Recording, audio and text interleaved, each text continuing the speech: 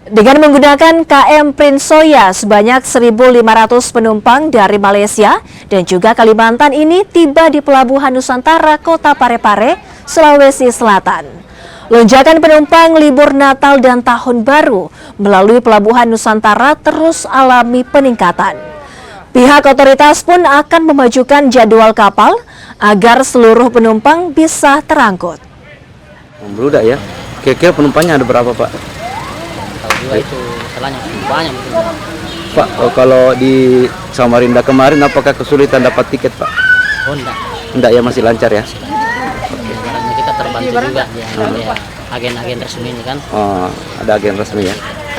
Dan kita juga akan mencoba dan menganalisa nanti karena tidak ada penambahan kapal, tapi kalau dimungkinkan terjadi satu lonjakan yang harus kita memberangkatkan kapal mendahului jadwal yang ada, kita akan berikan pelayanan menggeser ataupun memajukan jadwal daripada kapal tersebut.